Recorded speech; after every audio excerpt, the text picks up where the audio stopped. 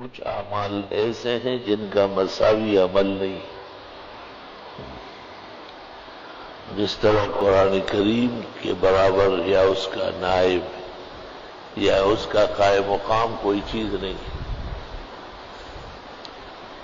یہاں تک کہ پیغمبر کا قائم مقام سنت ہے، حدیث ہے، اسوہ حسنہ ہے، سیرت مقدسہ ہے، لیکن قرآن کا قائم مقام کوئی چیز نہیں۔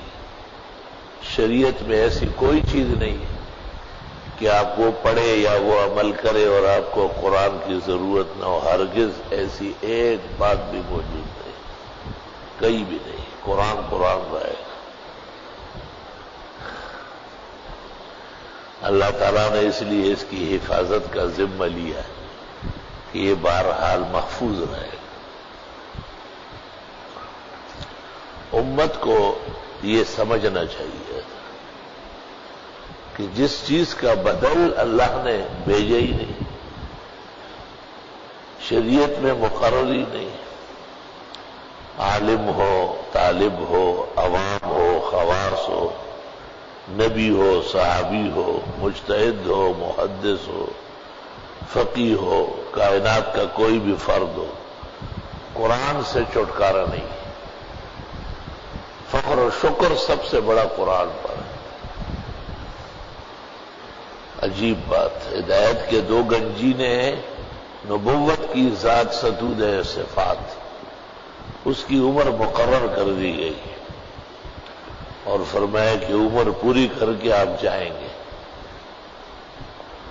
اور جو کتاب ان کو دے دی گئی معجزہ، ہدایت کا گنجینہ، اس کے بارے میں کہا یہ رہے گا، لا الہ الا اللہ، لا الہ الا اللہ۔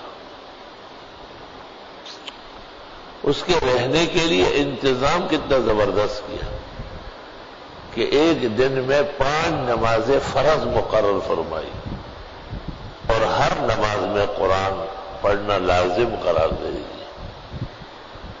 فاتحہ قرآن ہے، کوئی سورت ملائے قرآن ہے۔ 3 نمازوں میں قرات بالجہر مقرر فرمائی۔ پسند فرمایا کہ جہاں سے چاہو پڑھو، سوچ سمجھ کر پڑھو، موقع و محل کو دیکھ کے پڑھو۔ لا الہ الا اللہ، استغفر اللہ ربی من کل ذنب واتوب الیہ۔ اس پر بھی بحث کی گئی کہ خود پڑھنا افضل ہے یا دوسرا سے سننا افضل ہے۔ جیسے امام پڑھتا ہے اور قوم سنتی، امام کے پڑھنے کے دوران قوم کو پڑھنے کی اجازت نہیں۔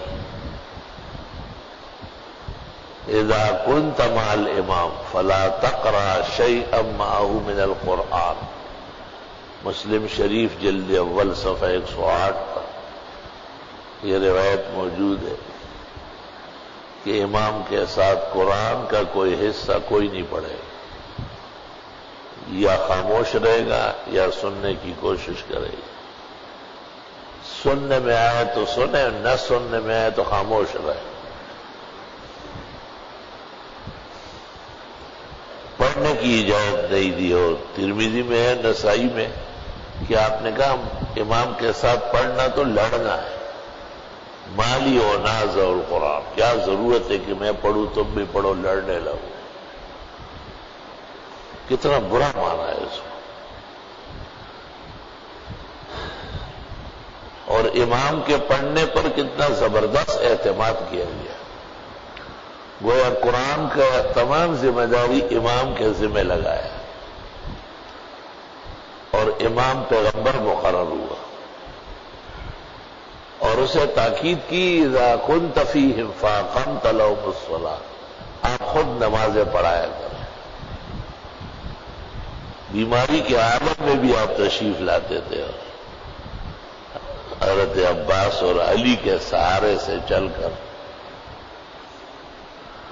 اور آپ اس وقت بیٹھ کر بھی نماز پڑھا چکے ہیں، چنانچہ علماء کہتے ہیں کہ ایسا ہو سکتا ہے کہ امام بیماری کی وجہ سے بیٹھ جائے، پیچھے قوم کھڑی رہے، نماز درست اور صحیح ہے۔ اور پھر اس کو بنیاد بنایا جب خلیفہ اول کا انتخاب ہونے لگا، بخاری میں ہے، تو حضرت عمر نے بنو ثقیف ساعدہ میں دریافت کیا، ثقیف بنو ساعدہ میں، کہ یہ ٹھیک ہے کہ حضرت ابوبکر کو پیغمبر نے خود امامت کے لیے چنا ہے؟ مہاجرین و انصار نے کہا یہ ٹھیک ہے، کہ یہ کافی نہیں ہے خلیفہ کے لیے؟ ایکم یوازیہ فی ثلاث، ایسے تین خصلت ابوبکر کی جو ہے اور کس کی ہے جس کو خلیفہ چننا چاہتے؟ فاتفق المہاجرون والانصار، سب نے اس کلام کے سامنے سر نیچے رکھا۔ اللہ اکبر و کبیرہ۔ حضرت علی رضی اللہ تعالیٰ عنہ سے پوچھا گیا تھا تو انہوں نے فرمایا حضرت صلی اللہ علیہ وسلم کے بعد اس امت کا سب سے بڑا امام ابوبکر صدیق ہے، اور بنو حنیف قبیلے سے حضرت علی نے شادی کی فاطمۃ الزہرا کے وصال کے بعد۔ پہلے بیٹے کا نام ابوبکر رکھا، دوسرے کا نام عمر رکھا، تیسرے کا نام عثمان رکھا۔ ترتیب جو اہل سنت کی ہے حضرت علی کے ہاں بھی مسلم ہے، الحمدللہ۔ نہج البلاغہ کی جو شرح ابن ابی الحدید نے لکھی ہے وہ سب سے معتبر ہے، اور وہ 24 جلدوں میں، یہاں تک کہ رضی نے کہا ہے کہ ابن ابی الحدید لیس منا بل من اہل السنہ، کیونکہ وہ حق پرست عالم ہے، سچا ہے، تمام علوم پر حاوی ہے۔ تو رضی نے شرح میں لکھا کہ ابن ابی الحدید ہمارا آدمی نہیں ہے، وہ اہل سنت ہے، کیونکہ وہ سچ بول رہا۔ افضل هذه الامة بعد محمد صلی اللہ علیہ وسلم ابو بکر ثم عمر ثم عثمان، للہ بلاد عمر۔ حضرت علی نے کوفہ کی جامع مسجد میں خطبہ دیا، یہ سارا ملک عمر کا ہے، فإنه أقام السنة وقمع البدع، اس نے سنت نافذ کیا، تمام بے دینی ختم کی۔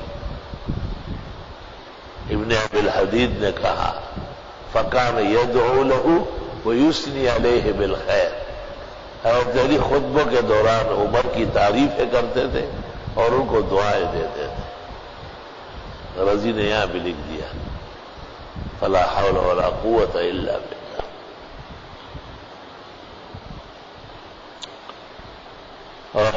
معیار جو تھا وہ قرآن کریم تھا۔ لکھا ہے کہ حضرت انس رضی اللہ عنہ جو قرآن شریف پڑھتے تھے اب پورا ہونے لگتا تھا تو جمع اہلہ و اولادہ و تلامیذہ، گھر والوں کو، بال بچوں کو، شاگردوں کو، دوستوں کو اکٹھے کر کے پھر فرماتے تھے قبولیت کا وقت ہے، ابھی دعا کریں۔ اس سے اجتماعی قرآن خوانی بھی ثابت ہو رہی ہے۔ مرقات شرح مشکات جلد 4 صفحہ 164 پر ہے کہ حضرت صحابہ کے ہاں جب کوئی مر جاتا تو لوگ ان کے گھر جا کر اور ان کی قبر پر جا کر قرآن شریف پڑھتے تھے اور بخشتے تھے۔ اب بھی بعض قوموں کے ہاں عادت ہے کہ تعزیت میں آنے والے تھوڑا سا قرآن شریف پڑھتے ہیں۔ سعودی عربیہ میں یہ طریقہ ہے کہ جہاں میت ہو جاتی ہے وہاں ٹینٹ لگا لیتے ہو، خوبصورت بتیاں جلا دیتے ہیں اور ٹھنڈے پانی کا انتظام کر کے اور میزوں پر سپارے سجا لیتے ہیں۔ ہر شخص آتا ہے اور 1 یا 2 سپارے پڑھ کے بخشتے پھر روانہ ہوتے ہیں۔ تقاضا ہوا تو ٹھنڈا پانی شربت پیا ورنہ سیدھا باہر۔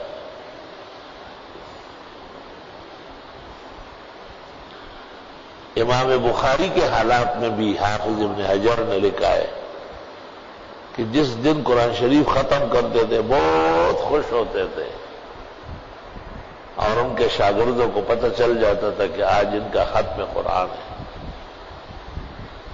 اور پھر قرآن شریف ختم کر کے جہان بھر کے کھانے اور نعمتیں الوان متعددہ، اور فرماتے تھے اب دعا یستجاب فی، ختم قرآن میں دعا قبول ہوتی ہے۔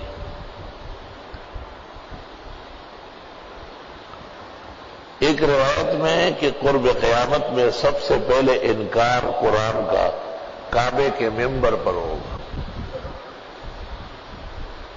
میں حیران تھا کہ یہ کیسے ہو سکتا ہے۔ مختلف شروع دیکھتا تھا، چند سال پہلے حج کے لیے جانا ہوا، وہی خطبہ ہو رہا تھا۔ امام لوگوں کو کہتے تھے کہ عجمیوں کا طریقہ ہے کہ کوئی بیمار ہو تو قرآن پڑھتے ہیں، یہ غلط ہے، کوئی قید ہو جائے چھڑانے کے لیے۔ میں نے تمام جو مواقع مسلمانوں کا جو 1400 سالہ عمل ہے ان سب پر موتنے کی کوشش ممبر سے کر رہا تھا۔ میں نے اس کو ایک قابل ساتھی سے پیغام SMS کیا کہ مسند احمد فتن اور نہایت البدایہ فتن کی صحیح السند روایت ذہبی تحشیت مستدرک میں لکھتے ہیں علی شرط الشیخین، بخاری اور مسلم کی شرطوں کی روایت، سب سے پہلے قرآن کا انکار کعبے کے ممبر پر ہو۔ میں نے کہا آج آپ امام کعبہ ہو کہ اس گناہ کے مرتکب ہو رہے، تم لجنہ بناؤ، عالموں کو طلب کرو، آپ کو سمجھاتے ہیں۔ تمام حسنات کے لیے قرآن بنیاد ہے، اور تمام ضلالات، تباہی اور بدکاریوں کے اور برے آفات کو، بیماریوں کے، وبا کے لیے روکنے کے لیے قرآن اکسیر ہے۔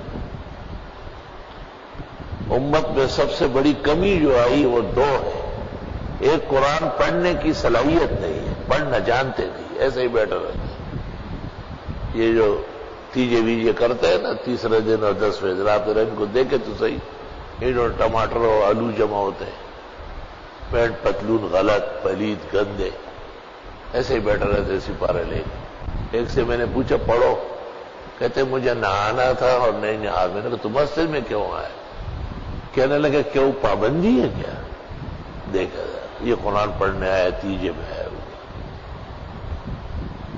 ایک دوسرے کے دیکھا دیکھی اور آداب سکھاؤ، لوگوں کو قرآن شریف کی عظمت بتاؤ، لوگوں کو سمجھاؤ کہ لا یمسہ الا المطہرون، باوضو ہونا، پاک صاف ہونا، کپڑے، جسم، جگہ، پورے آداب ظاہری اور باطنی مستحضر کر کے پھر قرآن سے تمہیں نعمتیں ملے گی، خوشیاں ملے گی۔ توبہ توبہ۔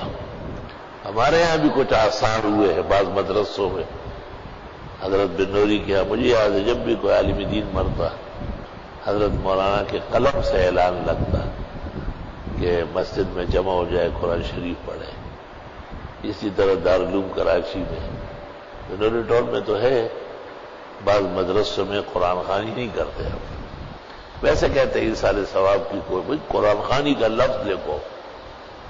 سب سے بڑا عمل جو آسمان کے نیچے زمین کے اوپر ہے وہ قرآن شریف کا پڑھنا ہے، زندے کے لیے بھی، مردے کے لیے بھی، تکلیف دور کرنے کے لیے بھی، ظلم ہٹانے کے لیے بھی۔